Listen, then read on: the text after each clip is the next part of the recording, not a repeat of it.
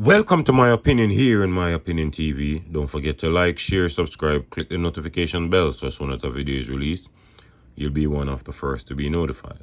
And just want to give you a follow-up to a story we brought you a few months back as it relates to this young lady, Navajia Gray, who was shot and killed during a dispute with a security guard. Now, we are reading and we are hearing that the security guard died in police custody.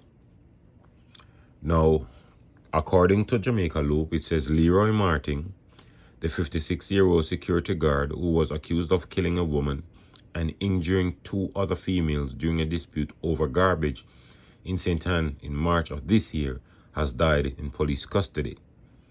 Martin, who has been remanded in custody since the time of his arrest, was reportedly found unresponsive inside a cell at Brownstown Police Station on Thursday. His death was later confirmed at the hospital. The police, as well as Independent Commission of Investigation, INDECOM, are probing the development. It is understood that Martin's attorney had tried to have his client released on bail for health reasons, but the court did not accede the request. Martin, otherwise called Biggie, a resident of Carlton Mountain in St. Ann, was charged with the murder of Navajia Gray. He was also charged with 2 counts of wounding with intent, illegal possession of firearm, illegal possession of ammunition, all stemming from the shooting of 2 persons during the garbage dispute in the community on March the 2nd. And just to refresh you, remember, it was reported that Gray got into a dispute over garbage, that the dogs scattered, and Martin got infuriated, and the argument developed between him and Gray along with other occupants of the household. Martin reportedly left the scene, returned with a gun, which he opened fire, hitting Gray and 2 others. He then fled the scene. The wounded persons were assisted to hospital where Gray died. So the dogs were belonging to Gray. They scattered the garbage, and Martin got upset about it. Now, as it relates to what took place in police custody, we are unable to say, but if he was ill, more than likely that would have played a role. We haven't heard of any suspicious wounds or anything to Martin, but some people would be saying this is compensation for the murder of a young lady. I can remember when that young lady was killed, a lot of persons were really upset of what took place, because how dare you have a quarrel with a female about garbage that animals scatter, and you leave the scene feeling so hurt and feeling so aggrieved, leave the scene, go for a weapon, and come back and kill the young lady and injure 2 other persons.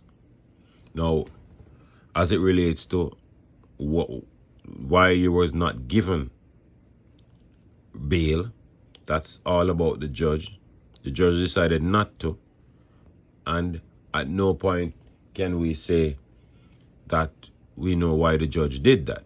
But clearly, the judge was not given a bail because they might feel he might be at risk to hurt potential witnesses.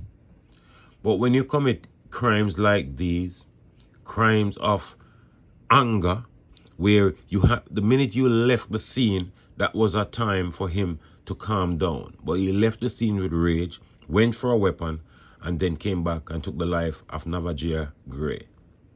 Well, let's hear what will come out of the investigation from INDECOM. But as far as I am concerned, one way or the other, this is some form of victory, in the sense that he took the young lady's life for nothing, and he wanted to live and be out on bail and all this crap. Well, depending on what the autopsy will say, God ain't sleeping, and the family of this young girl might, even though this can't bring back her, but they might feel a little bit more comfort in their soul to know that even though he didn't die a gruesome death as he gave to Navajia Gray, but he's no longer here, right? So, just one of those things. This is not the first person we have seen died in police lockup. We wonder what's going on. Recently, there was an incident in Clarendon where a young man, after killing his woman, ended up lost his life in a police cell, even though his mom was saying that she don't believe he took his own life. But such is it. Sometimes when they go behind bars and they start to reflect, it takes a toll on them. Some persons have conscience, some don't. So some will live, some will not. But that's how they live their life. That's how their story comes to an end. Let me know what you think in the comment section. Don't forget to like, share, subscribe, click the notification bell so as soon as a video is released, you'll be one of the first to be notified. Until next time, look out for the children, look out for a neighbor, look out for a loved one. And most of all, keep it locked on My Opinion TV.